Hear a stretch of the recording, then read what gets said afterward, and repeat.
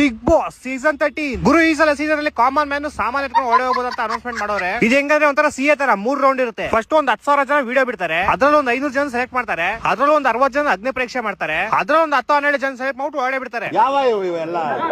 ಈ ಅಗ್ನಿ ಪರೀಕ್ಷೆಗೆ 4 ಜನ ಜಡ್ಜು. ಅಲ್ಲ, ಚಂದನ್ ಶೆಟ್ಟಿ ಮತ್ತೆ ಶ್ರುತಿ ಮ್ಯಾಮ್ ಓಕೆ, ಯಾಕಂದ್ರೆ ಅವ್ರ ಸೀಸನ್ ನ ಗೆದ್ದಿದ್ದಾರೆ. ಬಟ್ ಇವ್ರ ಸೀಸನ್ ಅಲ್ಲಿ ಕಪ್ ಗೆದ್ದಿರೋದು ಕಾರ್ತಿಕ್, ಆದ್ರೆ ಕರ್ಸಿರೋದು ಇವ್ರಿಬ್ರಿಂದ. ಸೊ ಬಿಗ್ ಬಾಸ್ ಎಂತಕ್ ಮಾಡ್ತಾರೆ ಅಂತ ನಿಮ್ಗೂ ಗೊತ್ತಾಗಿರೋದು ಚೆನ್ನಾಗಿ. ಇವ್ರ ಸೀಸನ್ ಇಂದ ಡ್ರೋನ್ ಪ್ರತಾಪ್ ಒಬ್ಬನ್ ಕರ್ಸ್ಬಿಡಕಾಯ್ತು ಜಡ್ಜ್ಗೆ, ಚೆನ್ನಾಗಿರೋದು.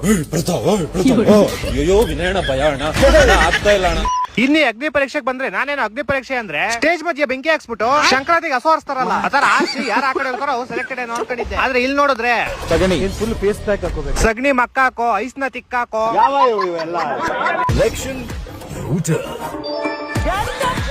ಇದ್ಯಾರು ಗುರು ಸೆಲೆಕ್ಟ್ ಆಗಿದ್ದು. ಓದ್ ಸೀಸನ್ ರಕ್ಷಿತನ್ 3ನೇ ಮೊಮ್ಮಗಳು.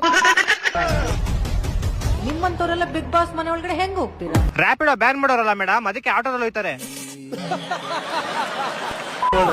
ಬಿಗ್ ಬಾಸ್ಗೋಸ್ಕರ ನೀವ್ ಇದನ್ನ ಡಿಸ್ಟ್ರಾಯ್ ಮಾಡಕ್ ಹಿಡಿದೀರಾ. 7 ತಿನ್ನು ಅಂತಾರೆ, ತಿನ್ಬಿಡು ಅಲ್ಲಿ ಮೂಲೆ ಕುತ್ಕೊಂಡು. ಇದಾದ್ಮೇಲೆ ಅಣ್ಣ ಸೆಲೆಕ್ಟ್ ಆಗಿಲ್ಲ ಅಂದ್ರೆ ಅಣ್ಣನ್ ತರ ಬೇಕು ನಾನು ಇನ್ನೊಬ್ಬ ನೋಡಿಲ್ಲ. ನೀವೇ ನಿಮ್ ತಲೆನ ಬೋಡಿಸ್ಕೊಳ್ಳಿ. ಅಣ್ಣನ್ ತಲೆ ಕೂದಲಿಲ್ಲ ಅಂದ್ರೆ ಯಾರ ತಲೆಯಲ್ಲೂ ಕೂದಲಿರ್ಬಾರ್ದು ಅಷ್ಟೇ. ಇವನ್ಗೆ ಸೆಲೆಕ್ಟ್ ಆದ್ರೆ ಓಡೇ ಹೋಯ್ತಾನೆ, ಫೇಲ್ ಆದ್ರೆ 3 ತಿಂಗಳು ಕಟಿಂಗ್ ಬಾಸ್ ಮಿಕ್ತು ಅಂತ ಮನೆಗೆ ಹೋಯ್ತಾನೆ. ಸಂಗೀತ ಅವರು ನಿಮ್ ಕಂಡ್ರೆ ಇಷ್ಟ ಅಂತ ಹೇಳ್ಬೇಕು. ಅವ್ನ ನೋಡ್ರೆ ನಮ್ಮ ಮನೆ ಹತ್ರ ಬೀ ನಾಯಿ ಯಾರು ಇವ್ ಚಪ್ರಿ ಅಂತ ಉಗ್ದೋಡ್ಸುತ್ತೆ ಅಂತ ಇದ್ರಲ್ಲಿ ಸಂಗೀತ ಅವರು ಅವ್ನ್ ಕಂಡ್ರೆ ಇಷ್ಟ ಅಂತ ಹೇಳ್ತಾರಾ? ಇಲ್ಲ, ಚಾನ್ಸೇ ಇಲ್ಲ, ನೋ ವೇ. ಯಾರನ್ನ ಇಂಪ್ರೆಸ್ ಮಾಡಕ್ ಬಂದಿಲ್ಲ, ನಾನು ಹಿಂಗೆ ಇರೋದು, ಹಿಂಗೆ ಹೋಗೋದು. ಆಗಲ್ಲ ಅಂದ್ರೆ ಹೋಗ್ತಾ ಇರೋ. ಅವ್ರೆಲ್ಲರಿಗಿಂತ ಇವನೇ ಸ್ವಲ್ಪ ಪರವಾಗಿಲ್ಲ ಗುರು. ನಾನು ಇಲ್ಲಿ ಯಾರು ಇಂಪ್ರೆಸ್ ಮಾಡಕ್ ಬಂದಿಲ್ಲ ಅಂತ ಡೈರೆಕ್ಟ್ ಆಗಿ ಹೇಳ್ತವನೆ. ಅಲ್ಲ, ಇಂಪ್ರೆಸ್ ಮಾಡಕ್ ಹೋಗಿಲ್ಲ ಅಂದ್ರೆ ತೆರೆಯಕ್ ಹೋಗಿದ್ನ ಅಲ್ಲಿ. ನಾನಂತೂ ನಿನ್ನೆ ಅಗ್ನಿ ಪರೀಕ್ಷೆ